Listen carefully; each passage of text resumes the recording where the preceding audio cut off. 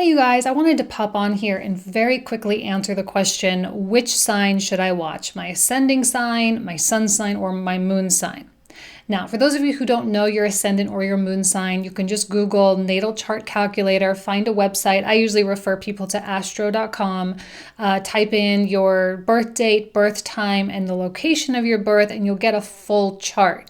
Now, the first house ruler, is considered to be your rising sign or your ascendant sign. Same thing, those are interchangeable. And that signifies which constellation was coming up over on the eastern horizon at the time of your birth. So this sign usually aligns more properly with our house placement. So when we say, okay, you're, a Libra ascending and you are talking about something happening in the sixth house, well, it's more likely actually happening in the sixth house.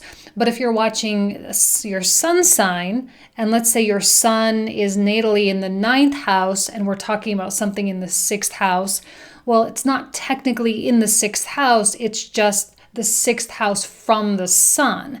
So both are relevant, both have good information, both can bring to light a lot of really wonderful things. It's the solar houses versus actual houses, doesn't really matter. But you are going to have to take accountability and do your research to really understand which reader speaks to you and which reader speaks to which of your placements. For example, if you type in, YouTube tarot card reader and you find a new person and you click on your sun sign and it doesn't resonate, why not try your ascendant and moon sign and see if they do? And then moving forward that with this reader speaks more to your other sign or whatever it is, right? So you are going to have to take accountability for that. Now, I will say that each sign will represent different things. Your ascendant sign is, a lot of people say your ascendant sign never resonates, but the reason why it probably doesn't resonate is because it's not validating you. It's not going to validate your perspective. It's not going to validate your thoughts or your feelings about things. It's going to be very factual.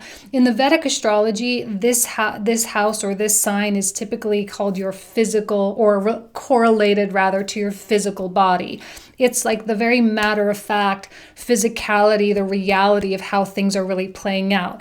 It doesn't take into account your ego. It doesn't take into account your perspective or how you feel about something. This is just going to be laying it out on the table for you. Your sun sign will be a lot more validating, and you'll be like, okay, I am, experiencing it like this. This makes sense. This relationship is happening like that. Okay. And this is going to, I think, instill a lot of confidence in you.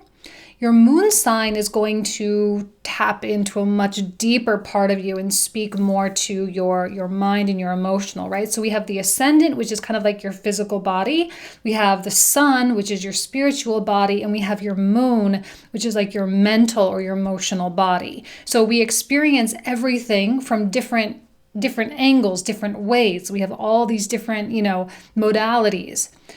So while the sun is more validating, a moon sign can give you more insight into what's actually happening or why you feel a certain way about something and what's happening in your psyche, what's happening, in terms of your karma, what's happening in terms of your your emotional traumas and how this is playing out. That's going to be more moon sign kind of stuff. And that's going to maybe illuminate you a lot more. I always will check out my moon sign first. As a Scorpio moon, I always will check that out first, simply because to me that's the only thing that really matters, right? How it's affecting me on an internal level. A sun is great because you're like, okay, well, yeah, that validates what I'm thinking and what I'm feeling, but just because I'm validated doesn't necessarily mean that that's the truth or the way it should be. Do you know what I mean? So I always recommend moon sign, but I do suspect all three are going to speak to you in a different way and confirm different things.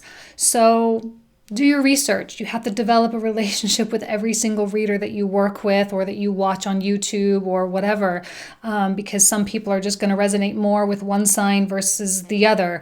And it doesn't necessarily matter if it resonates. There can always be good advice. I'm just going to say that there can always be good advice. Some people will also look at their Venus sign for relationships. I think that's a perfectly fine idea as well. Or look at your Venus sign to get insight into your other person or your spouse, and look at it from their perspective. That can be helpful as well. I don't recommend watching all your planets though, because then all the message can get very convoluted. However, you can really watch any zodiac sign and still glean information from them, even if you have no planets in that sign, specifically because that sign will still occupy a particular place in your chart. Like, we all have all the signs in our chart, whether or not we have planets in there or not. So we are all one, we are all connected in this way. Again, depends on what you want. So take the time, do your research, take accountability, hold yourself responsible for this.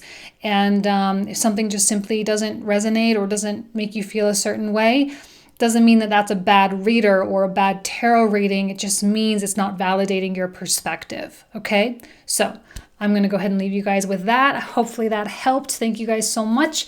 I wish you nothing but the best. See you soon.